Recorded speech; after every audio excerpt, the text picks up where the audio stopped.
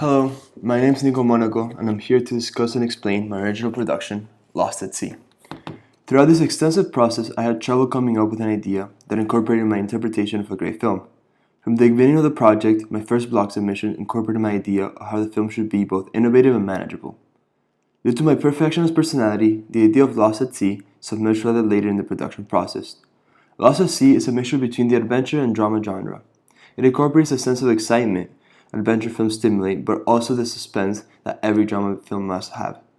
Throughout the credits of the film, the close-ups and extreme close-ups of the objects, especially the compass, it becomes clear that the film begins to allude to the representation of an adventure film following the use of predisposed conventions.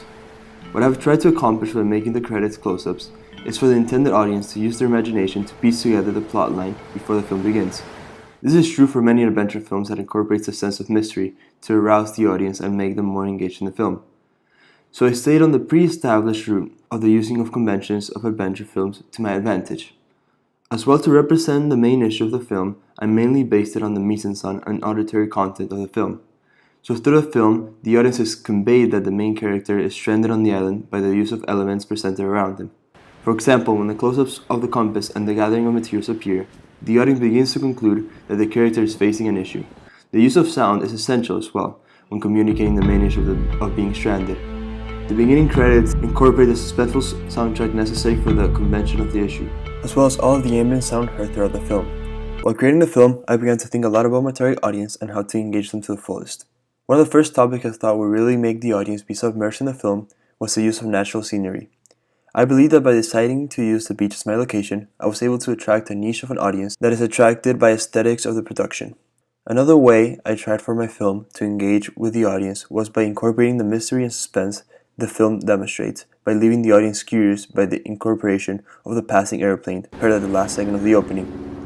And also, the notice of the 2 years earlier that furthermore draws to the suspense of how the character ended up stranded on the island. If the film were to be released, it would be targeted to young adults, specifically men.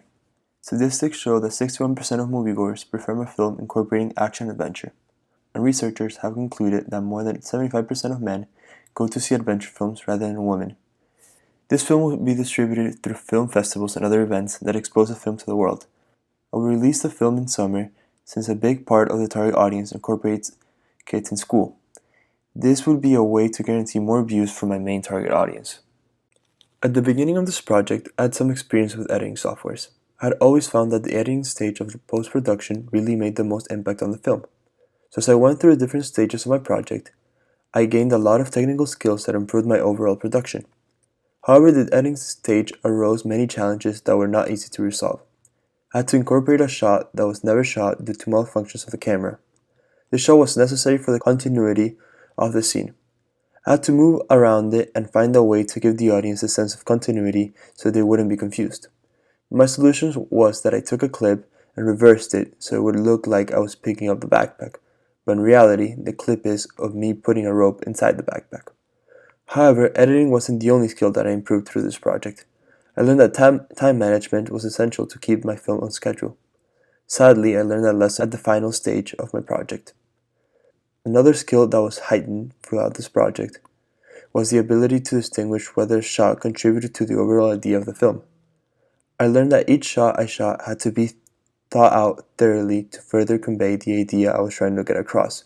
My project incorporated a lot of technological softwares that were used regularly throughout all of the production stages.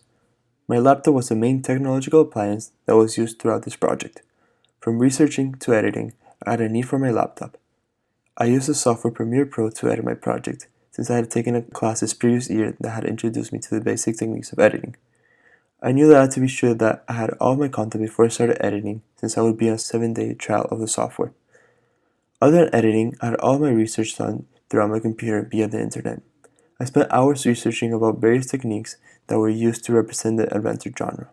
I had to be sure that what I was incorporating in my film was creative and original, but also represented what is known under the umbrella of adventure films. I also used the internet for various inspirational concepts that would help me generate my very own idea. As well, I created this film poster that's been displayed through most of the video by a software called Canva.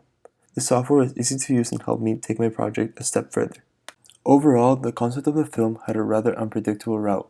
I had a wonderful experience living through all the ups and downs my portfolio project brought me, and I feel like I have gained so much through the many challenges I was faced with.